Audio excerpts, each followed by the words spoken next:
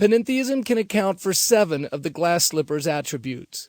God exists, is necessary, is powerful, is intelligent, is personal, is engaged, and is unique. The attributes of the glass slipper reveal that the idea of a finite and dependent God is false, and the idea of an eternally existing universe again runs into the problem of the existence of actual infinites. Panentheism also fails to fit the glass slipper by giving no grounding for morality. If morals are rooted in God, and God is always changing, then moral values are also changing, or at least they can change and therefore have no force. Why change in moral behavior if morality itself may soon change and make the immoral moral? Panentheistic morality therefore has no authority to enforce morality, and thus is no morality at all.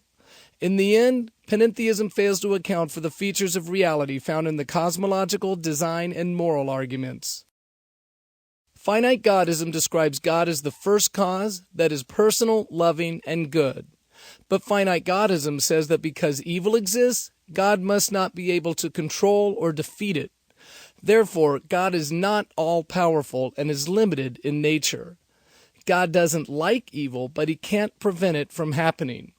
Finite Godism says that the source of the imperfection of the universe is an imperfect God. And since the universe is finite, the source of the universe is a finite God. Most adherents to finite Godism don't believe that God performs miracles. Because God is finite, there is no real certainty that morality falls within the scope of God's ability to ground it. The source of morality in finite Godism is ultimately unknown, though some adherents do see God as the source of morality. Though finite Godism is found in some forms of Reformed Judaism, it's not a doctrine explicitly taught by any religion. However, Zoroastrianism, which teaches there is a duality of self-existing gods, one good and one evil, is ultimately a form of finite Godism. In Zoroastrianism, the wise Lord, God, is at war with the destructive spirit, the devil. Since each of the gods are self-existing and each created different things, one good, the other evil, they are each finite. Each is something the other is not, and each has the power the other lacks. Finite Godism agrees with 5 or 6 points on the glass slipper, depending on the view of the grounds of morality. God exists, is transcendent, is intelligent, is personal, may or may not ground morality, and is unique. Finite Godism has a number of problems. If God is finite, then where did God come from? And if God does not perform miracles, where did the universe come from? If God is not the source of morality, then what does it matter what we do? If God is the source of morality, then morality has limited force since God is finite and may or may not be able to answer any wrongdoing with justice. And if, as in Zoroastrianism, God could be defeated by the destructive spirit, then God is not a necessary being since things could exist without him. But a God who is not necessary is no God at all. Ultimately, finite Godism has a number of internally incoherent features and falls far short of fitting the glass slipper. Polytheism is the view that there is more than one God. These gods either come from nature or were once men and became gods. As such, they're contingent and finite. The universe is either eternal or made from eternal matter. Although there's no consensus, many polytheists are moral relativists and don't believe that morality comes from the gods.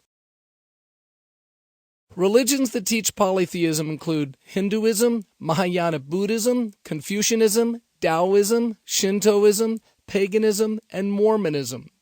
Mormons generally object to this characterization, claiming they worship only one God. But in Mormonism, there are millions of gods, though they worship only one. This form of polytheism is called henotheism. The glass slipper is a poor fit for this view, failing to account for 5 or 6 of the 10 attributes. God exists, is intelligent, is personal, may or may not ground morality, and is engaged. The cosmological argument tells us that everything had a beginning and did not exist eternally. But polytheism teaches that the universe, or matter, has always existed, an impossibility because of the non-existence of actual infinites. Mormonism also requires actual infinites to accommodate the idea of gods coming from other gods, who in turn came from other gods, and so forth. Again, this is an idea defeated by the non-existence of actual infinites. Without a first god to begin the chain, we could not account for the gods of the present. But even without the problem of actual infinites, polytheism cannot account for the existence of the universe because there are no transcendent beings in polytheism. All things, including gods, come from the universe. They do not exist apart from it. And the beings that do exist have limited power. Polytheism fails not only to correspond to the attributes of the glass slipper, but it is also internally incoherent. Deism holds that God is not known through religion, but only through reason and nature. God is a necessary, personal, powerful, transcendent being, and the world is his only revelation about himself. Thus, there are no miracles. In order that we could understand him through his creation, he gave us reason. Basically, in deism, God wound up the world and is passively watching it run down without interacting with it. Deism misses on only one of the 10 attributes. God exists, is necessary, is powerful, is transcendent, is non-contingent, is intelligent, is personal, is moral, and is unique. One major problem with deism is that it requires the one thing that it denies: miracles.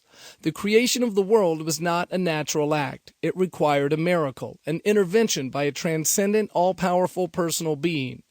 Without this miracle, the world could not exist. If the world could exist without God, God would not be all-powerful, since he couldn't stop it.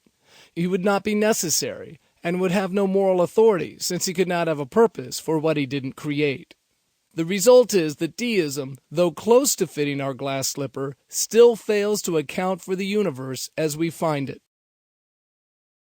Monotheism sees God as the person who created all things and sustains all things, but is different from those things. God interacts with creation in various ways and can reveal himself through morality, nature, reason, and even direct revelation. Monotheism is taught by 3 of the world's religions: Judaism, Islam, and Christianity. Monotheism hits on every point of the glass slipper. The shoe fits perfectly.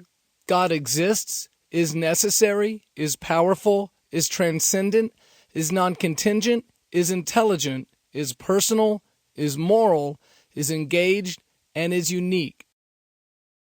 Interestingly enough, the monotheistic religions don't have just the same basic description of God. They all claim to be talking about the God who has revealed himself in the Old Testament. Islam, however, claims the Old Testament has become corrupted. Christians believe the messianic promises in the Old Testament were fulfilled in Jesus. Judaism denies both.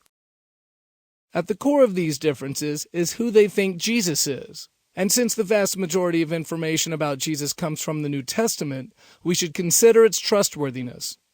The content of the New Testament can be traced back to the 1st century, with some parts of it dating from within 1 to 3 years of the crucifixion. It was also written by eyewitnesses, or those who wrote down the testimony of eyewitnesses. Textual criticism demonstrates that the content has been passed down with an extremely high degree of accuracy, so we can know that what we have is what was written. The content is corroborated by archaeological discoveries as well as by fulfilled prophecy, and the evidence for the resurrection of Jesus confirms his teaching as God incarnate, through whom we can have salvation and communion with God. Islam simply asserts the New Testament is corrupt and offers no evidence. Judaism rejects the resurrection and thus the teaching of Jesus, yet they cannot offer a better explanation for the empty tomb or account for his other miracles. In addition to these arguments, the transcendental argument for God uses the concept of the Trinity to show that the Christian view of God is the only view that can account for the laws of logic, nature, morality, the existence of universals, and the mind. In the end, when all the arguments are considered, we see that the Christian view of God is the only one that fits the glass slipper and also provides substantial reason for its truthfulness.